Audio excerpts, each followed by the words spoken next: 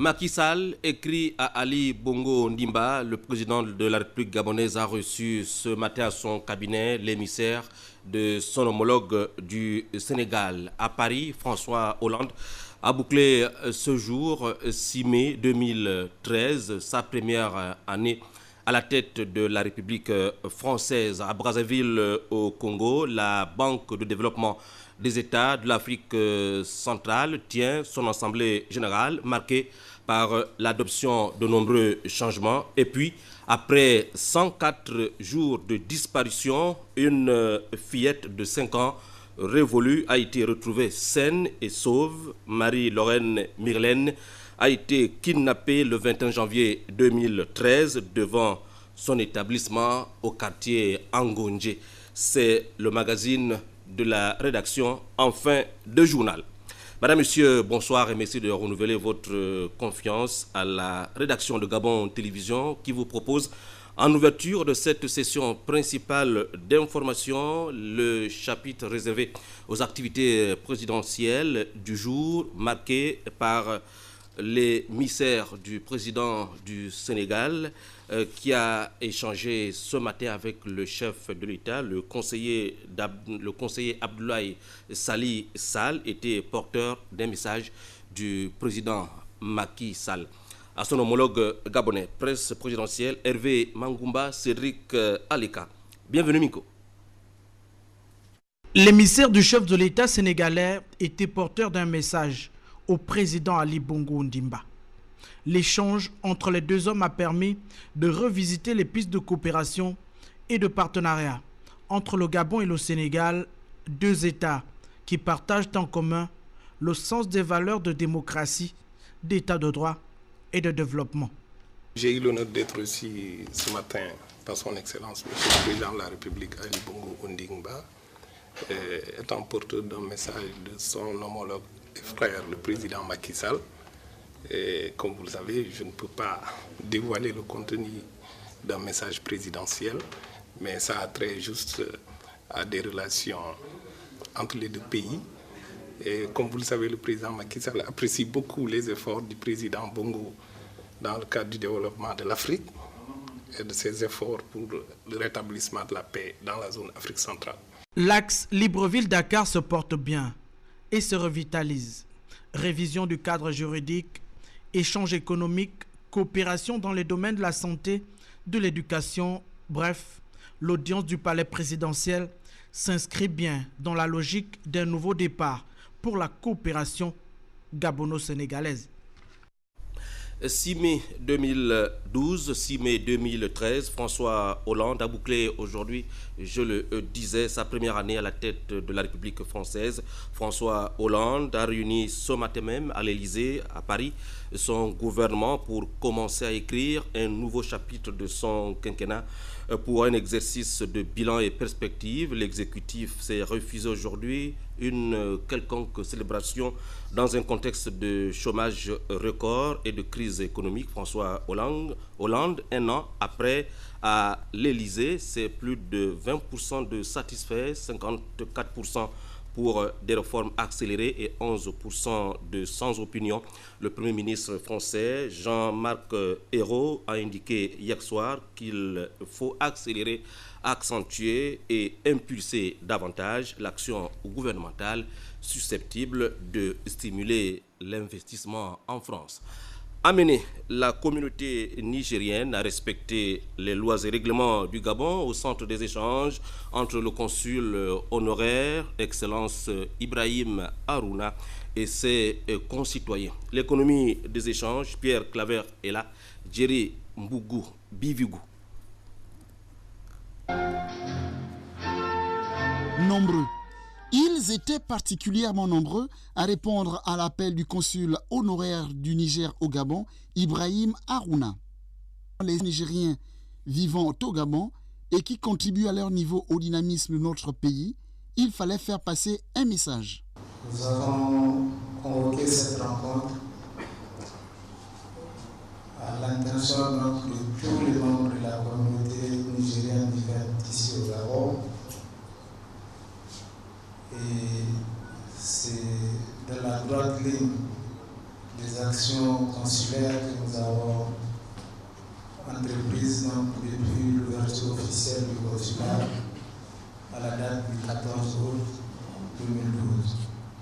Le Niger, qui a un peu plus de 17 millions d'habitants, veut s'inscrire par l'exemplarité de ses ressortissants vivant au Gabon. Les Nigériens ne sont pas identifiés en cas dans le grand banditisme ou dans les braquages. On ne les reconnaît pas dans ça. Donc c'est pour nous aussi un sentiment de fierté. Et je vous encourage vivement à continuer à préserver la dignité et l'image de notre pays. C'est d'ailleurs parce que la fraternité, le travail et le progrès ont un sens que ce consulat devrait inspirer. C'est aussi l'occasion de dire haut et fort que nous condamnons la clandestinité, l'immigration clandestine sous toutes ses formes. Nous ne sommes pas d'accord à ce que vous preniez cette voie qui est illégale pour venir dans un pays qui a pourtant des lois et règlements qui l'interdisent. Après la prière finale, son Excellence Ibrahim Harouna est revenu sur les grands axes de sa communication. C'est une réunion d'information et de sensibilisation que nous avons organisée à l'intention de notre communauté. Dans un ordre de grandeur, on estime entre 5 000 et 7 000 Nigériens vivant ici au Gabon. À travers cette rencontre, beaucoup d'énergie positive pour que vive l'axe Libreville-Niamey. L'axe Libreville-Niamey qui ne souffre d'aucun nuage, je vous l'ai dit, la Banque de développement des États de l'Afrique centrale, la BADAC, à son siège de Brazzaville au Congo voisin, vient de tenir son assemblée générale marquée par l'adoption des profonds changements. L'économie de cette importante rencontre, présidée par le ministre gabonais de l'économie, Luc Oyubi, en tant que président statutaire, Yvette Legouo Okosa, Bertrand et Biagangwe. Des États d'Afrique centrale, une mue essentielle pour atteindre les nouvelles ambitions que se fixe l'institution bancaire. La banque met son expertise depuis au service des projets structurants d'une zone CEMAC en constante mutation. La réunion récente de Brazzaville avait pour principaux points l'adoption des comptes de l'exercice clos au 31 décembre 2012, tel qu'approuvé par le conseil d'administration du 26 avril dernier, mais aussi l'approbation par les actionnaires du plan stratégique proposé par la banque. Nous avons effectivement pris un certain nombre de décisions. Ces décisions concernent déjà la désignation des administrateurs de la banque pour 2 pays, la RCA, la Guinée équatoriale. Nous avons également approuvé les comptes pour l'exercice 2012. Nous avons approuvé aussi le bilan d'activité, toujours pour l'exercice 2012. Nous avons aussi approuvé le plan stratégique 2013-2017. Et dans le cadre de ce plan stratégique, il est effectivement prévu une augmentation du capital. Parce que pour pouvoir atteindre ces objectifs, il faut des moyens à notre banque. Donc ce qui est prévu dans ce plan, c'est qu'il y a une augmentation du capital. Maintenant, il appartient aux États d'aller réfléchir pour étudier les voies et moyens de cette augmentation de capital. Pour ce qui est du plan stratégique 2013-2017, de son approbation découleront des réformes essentielles à la nouvelle vision de la Banque de développement des États de l'Afrique centrale. La conjoncture est bonne pour les initiatives. À l'adoption et à l'examen de ces comptes, j'ai entendu dire que les comptes s'orientent favorablement. C'est-à-dire que tous les indicateurs sont bien orientés à la satisfaction du conseil d'administration, de nos partenaires et des actionnaires de la banque. Nous ne pouvons que nous en féliciter. Ce rendez-vous de la capitale de la République du Congo prend date avec l'histoire de la BDAC, sous réserve de l'accord des propriétaires que sont les 6 États de la CEMAC et les principaux bailleurs. La Banque de développement des États de l'Afrique centrale ambitionne dorénavant de devenir une institution de référence. Et voilà donc le constat a été fait par les nombreux actionnaires de la BDAC pour engager des profondes réformes, d'où l'approbation même du plan stratégique 2013-2017, un plan stratégique sous le Gabonais Michael Adandé qui s'inscrit dans le droit fil de la vision de la banque à l'horizon 2025. Bertrand Ebiagangwe, Yvette Legoukosa.